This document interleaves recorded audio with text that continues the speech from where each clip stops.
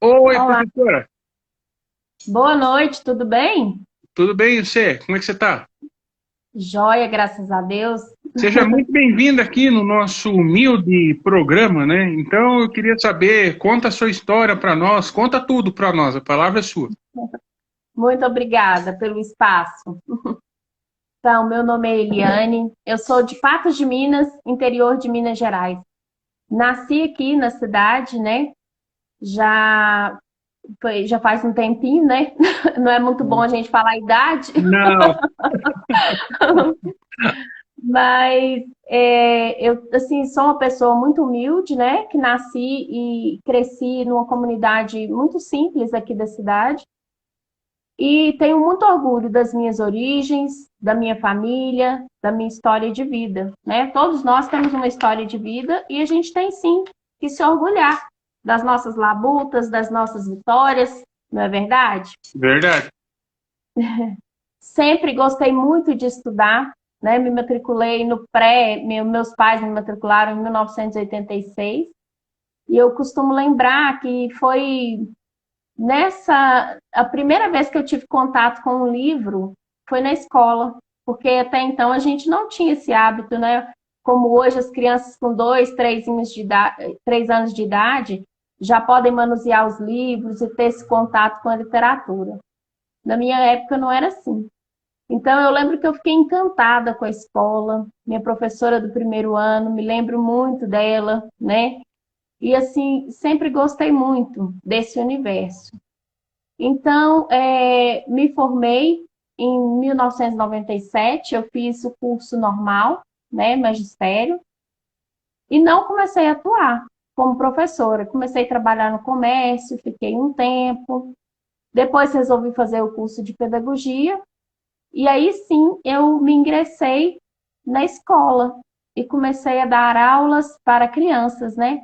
Educação infantil, anos iniciais do ensino fundamental. E eu descobri que essa era a minha vocação, realmente, né? O que eu gosto de fazer com amor, com dedicação.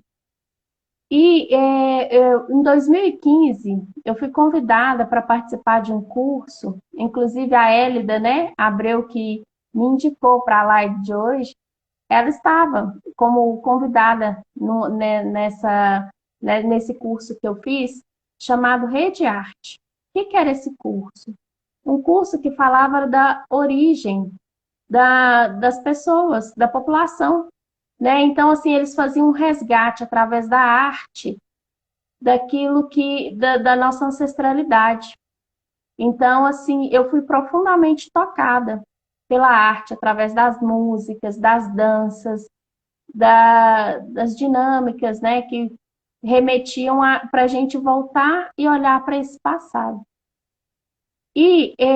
Foi muito importante eu ver pessoas da comunidade lutando pela questão contra o racismo, lutando para combater o racismo na nossa cidade, no nosso país.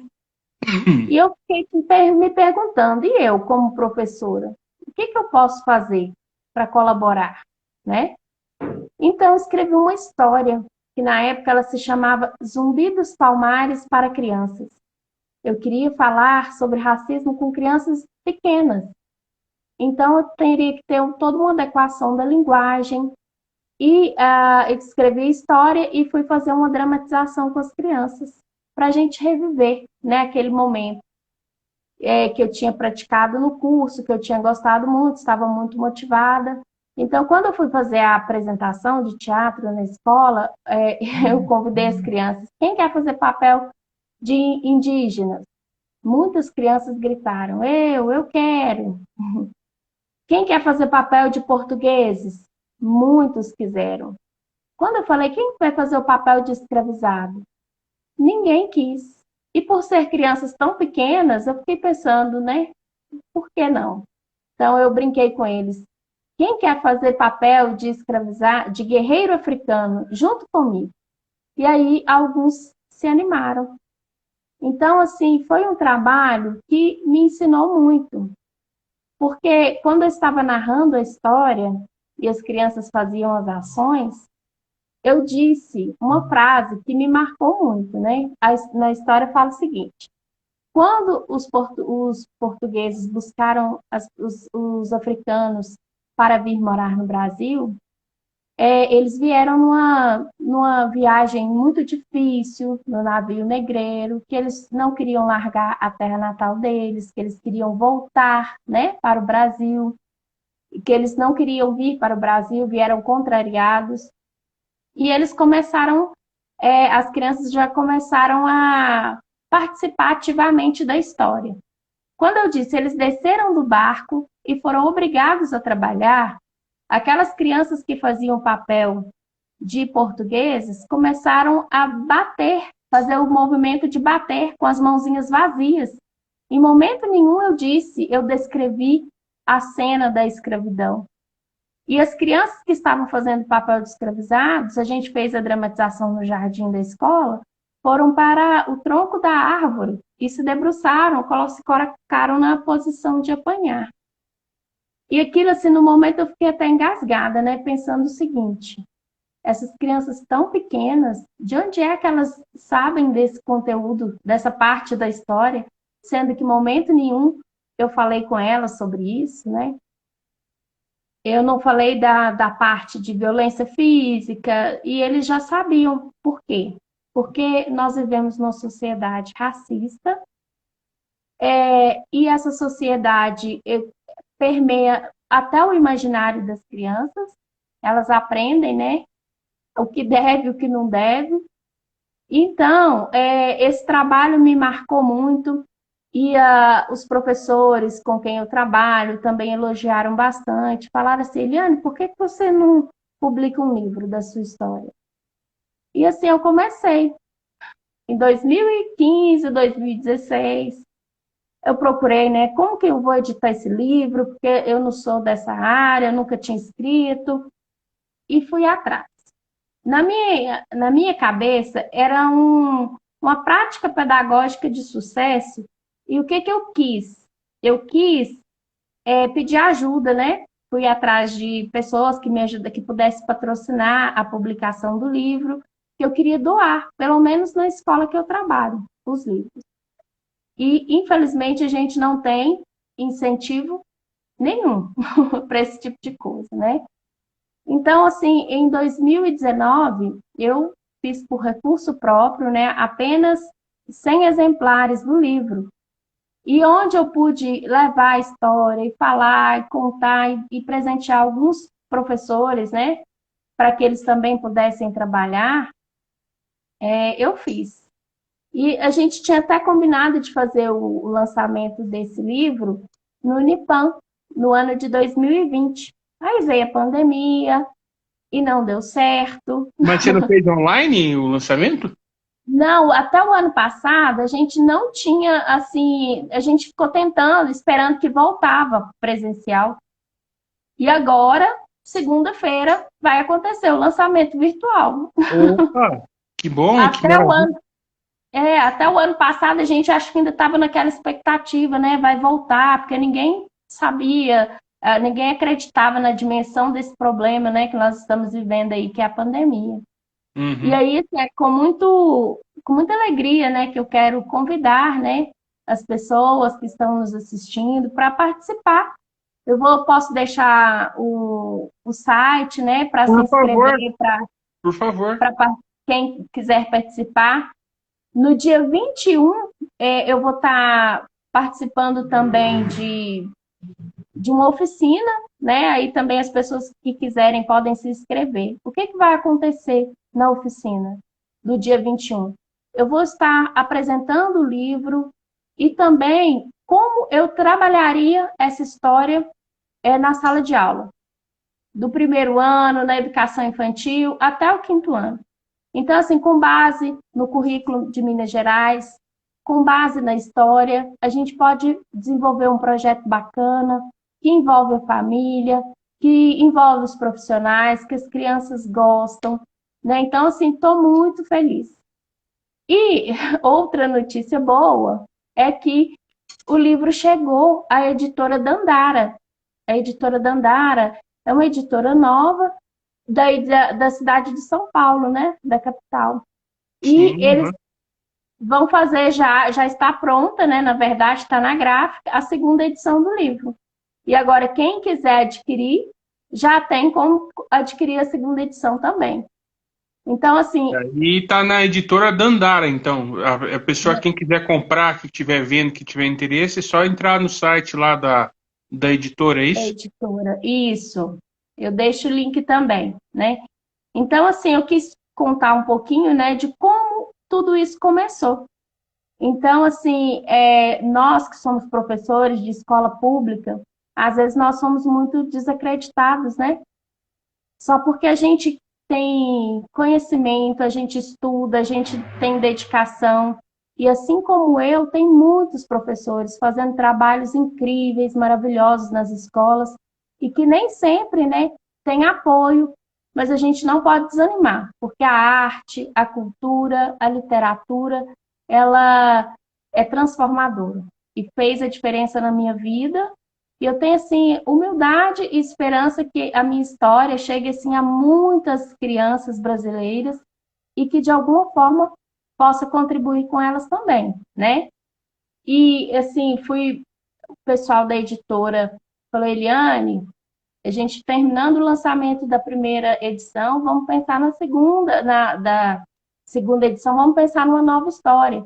Então, assim, estou muito motivada, estou muito feliz para continuar escrevendo sobre a história do nosso país, sobre a origem do nosso povo, valorizando, né, a contribuição dos indígenas na formação do país, a contribuição dos portugueses, a contribuição dos africanos, porque a história, ela não foi, é, ela silenciou as vozes dos indígenas, silenciou as vozes dos africanos, e a partir da Lei 10.639, houve uma mudança assim, na Lei de Diretriz e Base da Educação, uma mudança que exige, né, também uma mudança na literatura, uma mudança nos livros didáticos, e embora isso aí seja uma realidade, tem muitas pessoas que ainda insistem em negar que o racismo exista, negar que precise, né, de todo esse movimento. Ontem, no dia 13 de maio, eles falam dia da abolição da escravatura, né? Nós Uhum. sabemos que essa abolição, ela nunca aconteceu, não foi da forma que foi contada, né? Então, assim, o povo preto, o povo negro, sempre resistiu e lutou pela sua liberdade. E isso é uma história, eu falo que a história do Brasil é uma narrativa muito bonita, mas ela precisa ser lida da maneira que realmente aconteceu. Uhum. E você quer concluir? O que você que pode falar? Pode ficar à vontade, Eliane. Eu falo rápido, né? Não, é assim mesmo. Vamos lá. Eu estou muito chique hoje nessa live, porque é a primeira vez que eu faço uma live no Instagram. Estou muito feliz pelo convite. Quero te Nossa, agradecer. que maravilha. Agradecer a oportunidade, né? E é muito importante a gente ter o nosso espaço, ter o lugar para a gente falar, para a gente colocar a nossa voz, a nossa cara, o nosso pensamento. E eu acho que a gente cresce muito como pessoa, como Você sabe que sociedade, né? essa que foi a minha ideia quando eu comecei com esse projeto desde o ano passado, para essas pessoas assim que nunca tinham feito live, que nunca tiveram um espaço assim para divulgarem seus trabalhos, né? E essa que foi a minha ideia, sabe? E tá, eu graças a Deus, olha, quanto de gente que tem aparecido, eu agradeço a Deus até hoje. Eu pensava que nunca Excelente. eu pensava que nunca eu ia conseguir fazer mais de 100 entrevistas. E fiz. Tô, com a sua entrevista hoje, com muita alegria que eu digo isso, eu completei 200 entrevistas. Excelente, né? Então é exatamente isso. Parabéns, parabéns mesmo pela iniciativa e convide mais pessoas, porque esse espaço aqui ele é muito importante para o debate social. Porque vai, além de ficar aqui no Instagram, ele vai para o meu canal, né? Que tem mais de 6 mil inscritos lá. Mais e mais pessoas vão conhecer a história da professora Eliane. Vou mostrar aqui o livro. Vai, mostra lá. Ó, então, assim, falar um pouquinho, assim, bem rapidinho da história, só para deixar um gostinho, pode ser? Pode, vamos lá. A Dandara, ela é uma criança que chegou mais cedo na escola e ela encontrou... Eu só vou pedir para você descrever como que é a capa. Ah, tá. A capa tem a personagem Dandara, é uma menina negra. Ela tá usando uniforme escolar, camiseta branca e azul, a mochila amarela, e tem aqui um baú. Dentro do baú tem algumas folhas saindo. E ali tem a imagem da Dandara. A Dandara, guerreira, companheira de Zumbi dos Palmares, né? Que lutou pela liberdade do povo negro no Brasil, nos quilombos, né? No quilombo dos Palmares. Essa Uhum. menininha também tem o nome da Dandara da história. Elas têm o mesmo nome. Ela chegou mais cedo à escola e encontrou uma caixa, parecendo um baú. Curiosa, como toda criança, ela abriu. Abrindo a caixa, ela viu desenhos lindos, feitos à mão, provavelmente feitos por um artista da cidade dela. Nessa primeira imagem que eu estou mostrando, que ela viu o povo indígena vivendo nas tribos,